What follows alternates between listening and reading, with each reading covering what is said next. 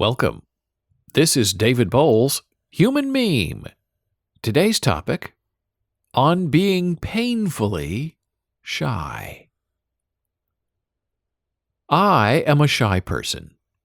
When I tell people that, I am never believed.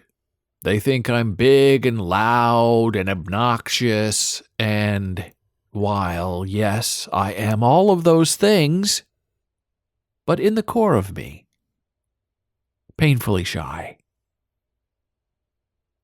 Part of my shyness might be attributable to my INTJ personality, the rational mastermind.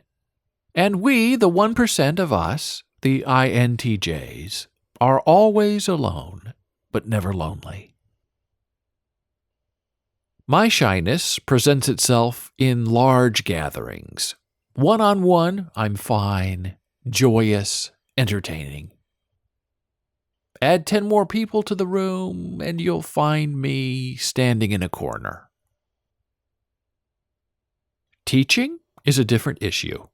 I'm expected to stand and deliver in front of a crowd, and I do. As a student, I'm always happy to oblige, if requested, but I do not volunteer, because that's hubristic and attention-seeking. And the codifying morality of growing up in the cold-hearted Midwest mandates that I do if asked, but not before. One great, if early, manifestation of my shyness was during rehearsals for the first community playhouse show I was acting in. And the show's choreographer was working with me, teaching me some dance moves. And I had never danced before. And I didn't know how to dance.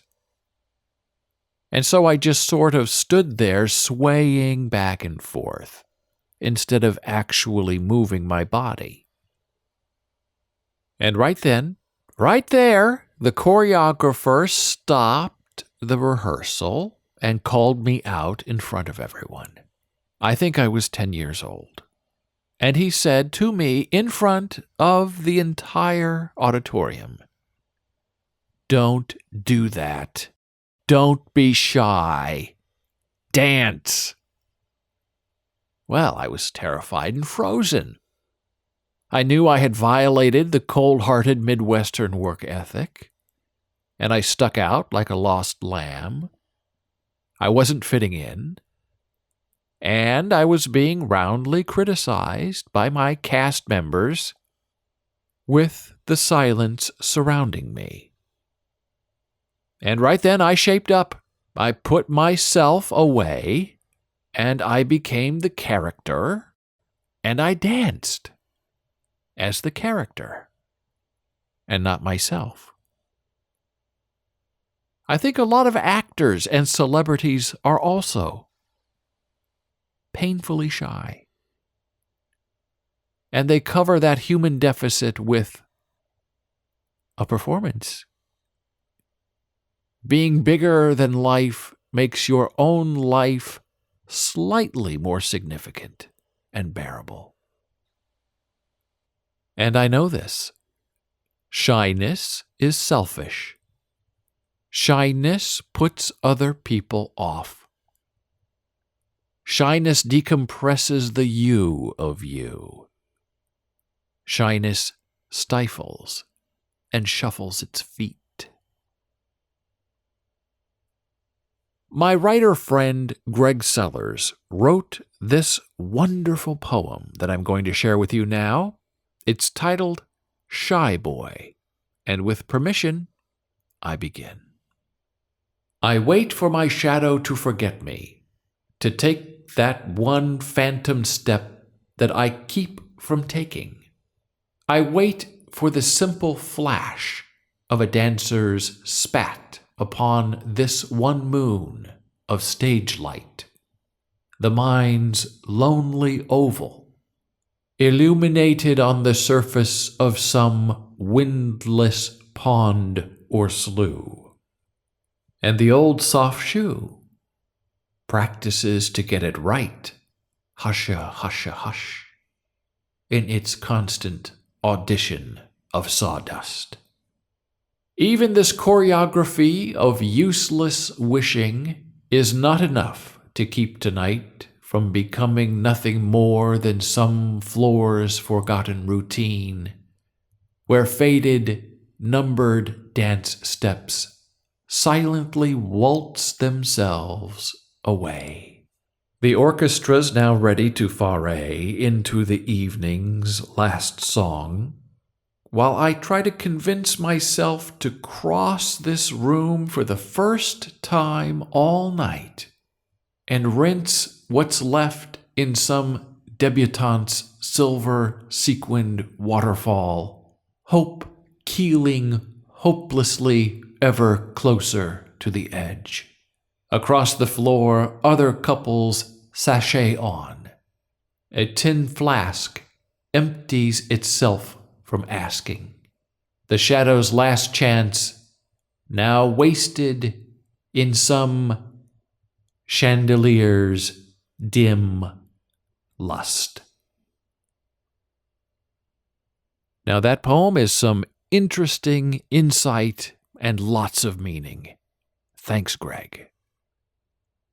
The fear and wondering and fright and coldness are all there in that poem. Inevitable winds waiting to waft us away into the night, never to be heard from again as the evening howls against the moon. In his excellent book, Shyness, Phil Zimbardo writes this: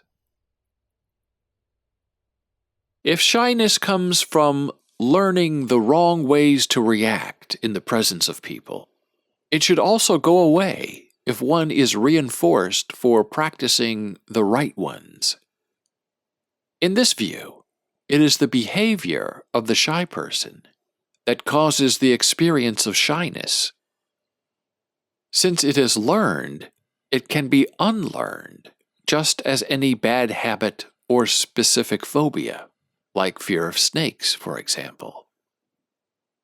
Some shy people have the appropriate social skills already, but a lack of self-confidence prevents them from being socially successful.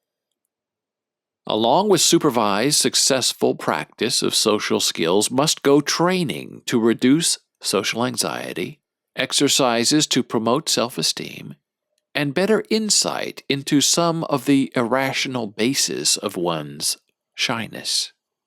For some of the more extremely shy people, the true blues, particular events may be threatening in a symbolic rather than a literal way. Their shyness doesn't depend on a distressing personal experience with specific people or situations.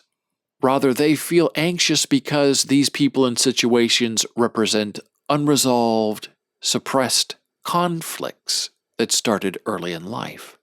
You have no doubt recognized a Freudian flavor to this recipe for shyness, as we now move the behaviorists to a back burner. And yes, most of us know Freud believed shyness was symptomatic, demonstrating a viral disconnection to the demanded but unfulfilled wishes of the id.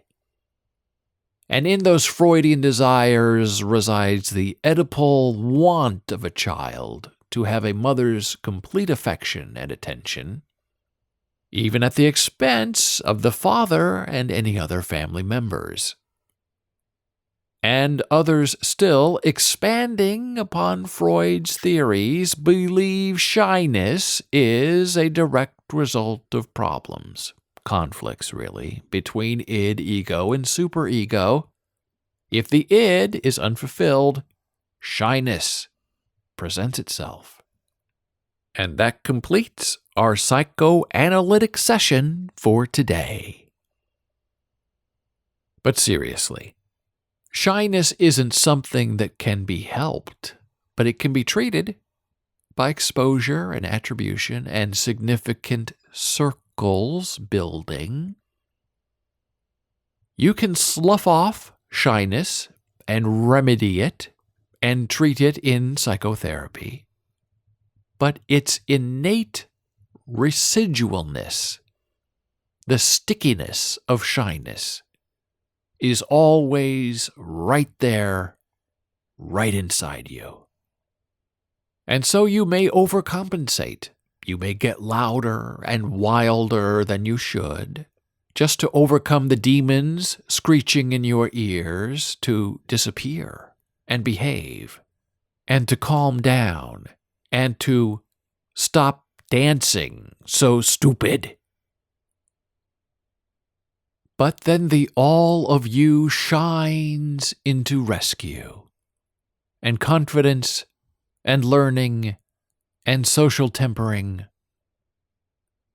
all take their toll and their turn in shining you up for the next feral examination. And in that exsanguination, we rediscover the blood of us in the selfless lie. Thank you for listening. Be a human meme.